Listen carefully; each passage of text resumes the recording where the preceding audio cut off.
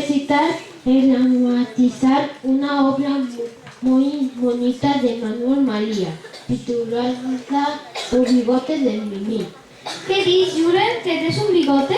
Non, digo que o bigote de Mimí. Que hai unha nena que se chama Mimí e ten un bigote? Non, que non te enteras, que Mimí é unha gatiña.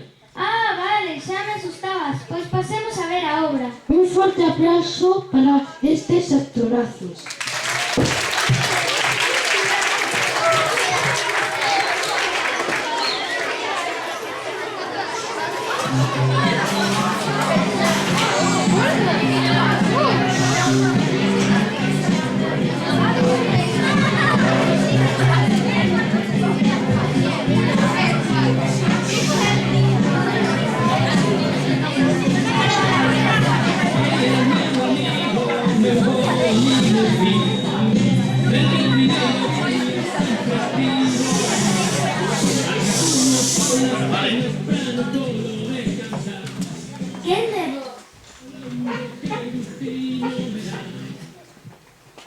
Quen de vos non tomou unha decisión inapropiada por deixarse aconsellar mal? Iso mesmo lle pasou ao gato de Fiz. Os bigotes de Mimí é un conto de Manuel María que relata a historia dun gato que sofre as consecuencias dunha pésima decisión e de deixarse levar pola opinión doutros. Ollades esta asombrosa obra na que, sen dúbida, a diversión está asegurada. Fi era un neno de 7 ou 8 anos. Vivía cos seus pais nunha casa das aforas da vila. Unha casa xeitosa que tiña na parte traseira un xardín moi ben coidado. Tanto Fiz como os seus pais eran moi amantes de todos os seres vivos, dende os bichocos máis pequenos, árbores e plantas, ata os animais máis grandes e as persoas. Sabían que o amor era a cousa máis fermosa e perfecta de canto hai no mundo.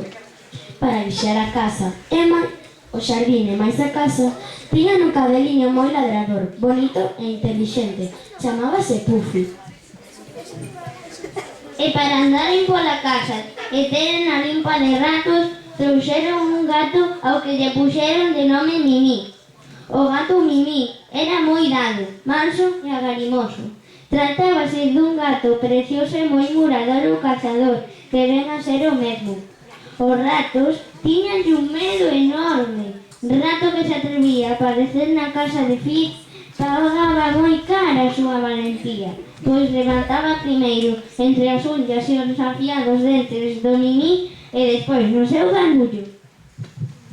O Mimí, así que papaba un rato, pedíalle a nai de Fiz como premio unas galletas de chocolate que tomaban a sobremesa acompañadas dun café negro. Seguidamente, debaixo do sofá, utilizado polo pai de Fiz, para hallar a televisión e botar unha soneca, este durmiu unha boa sesta. Naquel lugar ninguén o molestaba. Unha vez ao ano, o día do santo do Mimí, o 31 de febreiro, este, ademais de tomar café e unha copa de champaña, fumaba un puro habano.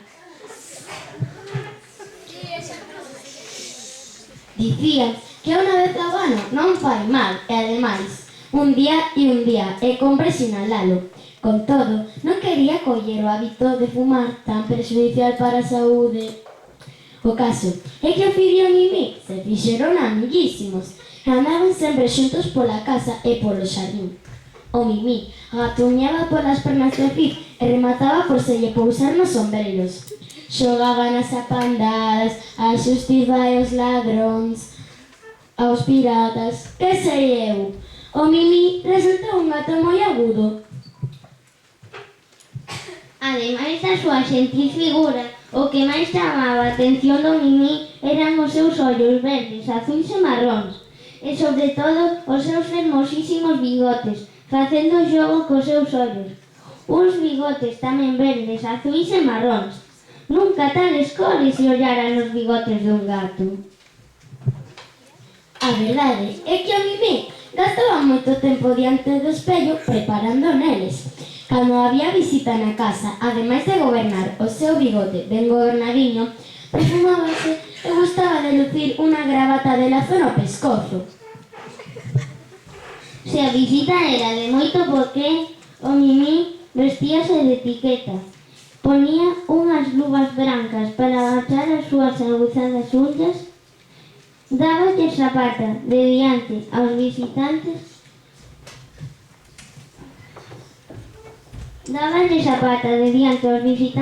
moi cortésmente, e se trataba de mulleres, facíalles unha reverencia coa testa, moi cortesá e graciosa. Un día, o Fiz foi co seu pai á barbería. O pai de Fiz tiña na pel delicadísima. Se afeitaba con navalla ou con coitela, aínda se sen cortar, sangraba abundantemente, amigos. Se usaba máquina eléctrica, as barbas enterrábanse na pel. Non me extraña. Por iso, ia afeitarse a barbería de Manuel de Paderna, que tiña unhas mans de seda, ademais doutras habilidades moi notáveis como o don da poesía e o da adivinación. Fiz estuvo moi atento ao afeitado que Manuel de Paderna lle fixo o seu pai.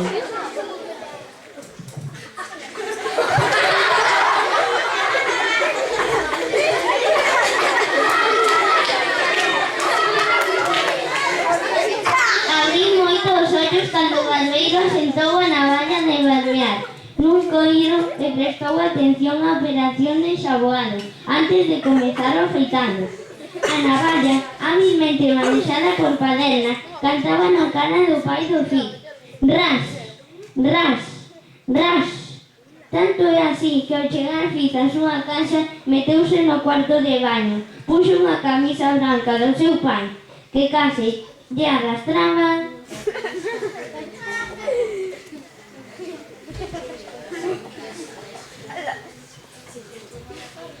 E chamou a Mimí. Sabes unha cousa, Mimí? E que é? Que eses teus bigotes te fan moi bello e moi feo. O Mimí ollouse no espello detiramente e non respondeu. Ademais, Continuou o Fiz. sen bigote estarías moito mellor, máis cómodo e máis novo. Non sei, non sei. Os bigotes son un estorbo. Despois de comeres unha sardiña vas cheirando que dá noxo. Cando bebes leite quedan os pelos brancos, nin que os caleases. Non sei, non sei. Se home si, non sexas burro e deixate afeitar. Non estou convencido. Se non te atopar ben sen bigotes, volves deixalos, que medran de seguida. Fai a proba. O Mimí deixouse convencer.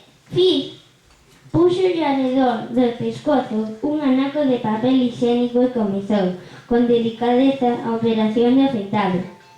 O Mimí pechou os ollos e deixouse facer. Cando rematou a operación, despois de lle dar unha boa masaxe, díxolle ao seu amigo: Abre os ollos, fíxate que elegante estás. Cando Mimí se contemplou no espello, ben afeitado, aseado, e sen bigote dixo: Que horror! E saiu fuxindo como un lóstrego. Pois agachar a un mato de malvas que había no xardín e comezou a chorar, a chorar, a chorar, a chorar. Tanta mágoa tiña que non se atrevía a sair do seu refuxio. Dáballe vergoña que alguén hallase con aquela facha. A súa situación complicouse ao pasar un rato pequeniño a poucos pasos del. O Mimí quisolle botar a pouta de riba e fallou. Nunca tal lle acontecera. Non había dúbida, a súa facultade de cazar ratos estaba no seu bigote. Que faría agora sen el? Canto tempo tardaría en lle medrar? Fora ventoliño deixándose engaiolar polo Fiz. Despois daquel rato pequeniño pasou outro, e outro, e outro, e así varias dúcias, e varios centos. Os ratos ao se decataren de que o Mimí xa non era un gato murador ou cazador, xuntáronse en concello e acordaron poñerlle no lombo antes de o paparen un letreiro con esta lenda: Inútil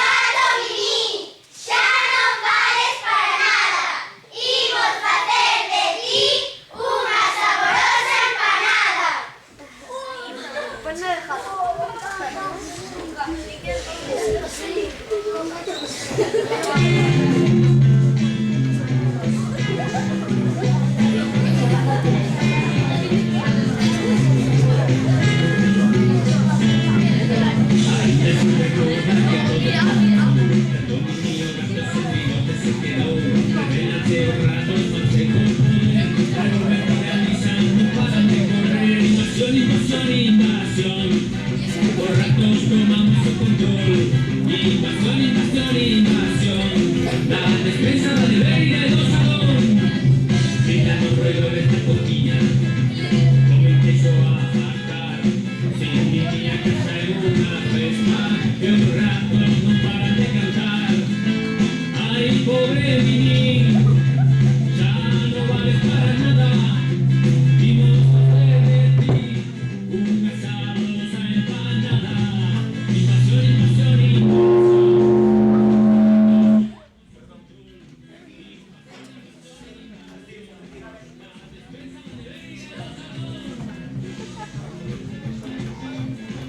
Sí.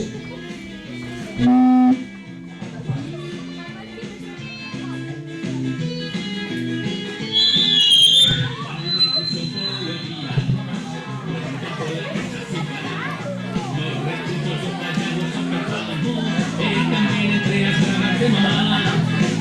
Yo gano tu ceba y yo a cama. Enredo sábanos de papá. Remesen todos los sobretes. Erro en escaleras de sofás. Invasión, invasión, invasión. Por ratos tomamos el control. Invasión, invasión, invasión. La despensa, la nevera, el salón. Ay, pobre Mimi, llora todo llora, porque se ese bigote un rato no puede cantar, porque no hay los pinos del peito, de espantarlos de aquí de ahora, están por todas partes, precisamos una solución ya. Ay, Mimi, ay, Mimi, ay, Mimi, tu bigote debe recuperar. Ay, Mimi, ay, Mimi, ay, Mimi, precisamos una solución ya.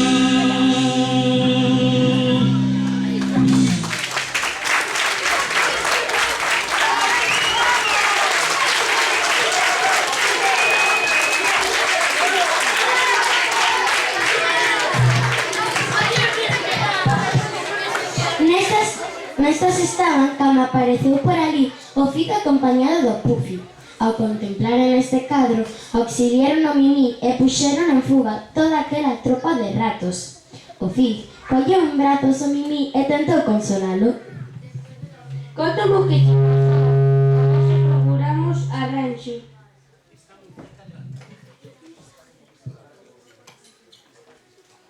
O Mimi estaba enfadado co Fico e non lle deu palabra. O único que facía era chorar. Entón, o Fico tivo unha idea e dixolle ao Mimi: Non te preocupes, imos cabo de Manuel de Paderna. Quizais el sabe o que compre facer.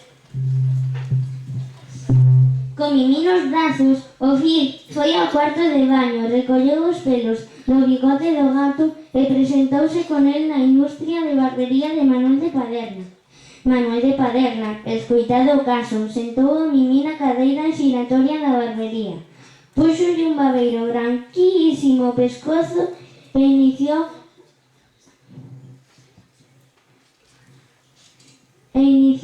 a operación de lle devolver o bigote. Para iso, colleu os pelos cortados, colocounos nas palmas das mans e comezou a pasarllas polo bico ao Mimi mentres dicía este conxuro.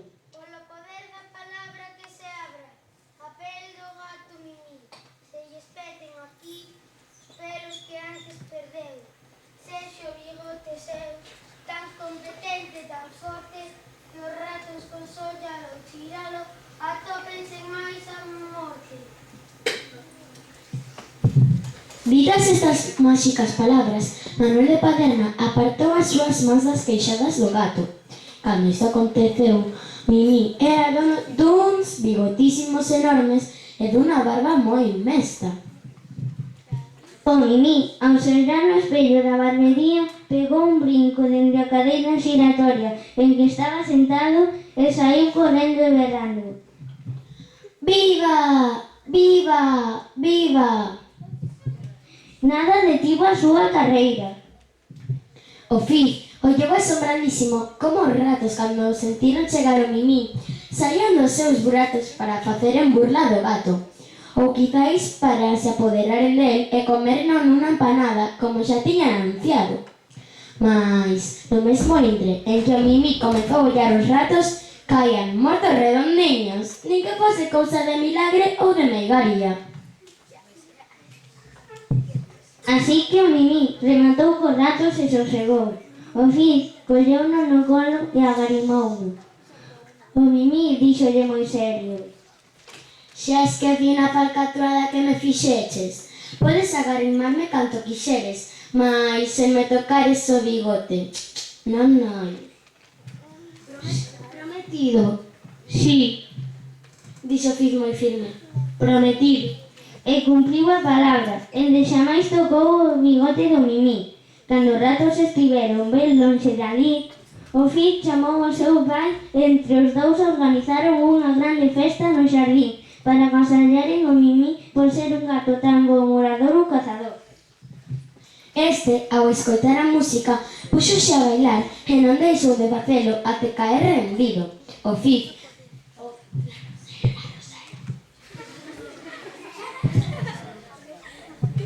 Fiz plantou unha roseira no lugar onde se agochaban os ratos. Nunca se ollaron rosas tan fermosas. O Mimí viviu moitos anos, gastou horas e horas e horas gobernando o seu bigote. Nin vagar tivo para buscar noiva. Permaneceu solteiro toda a vida. Chegou a cobrar a xubilación e morreu de vello con plenitude de facultades. Mentres el viviu, nunca ninguén ollou un rato en toda a vila.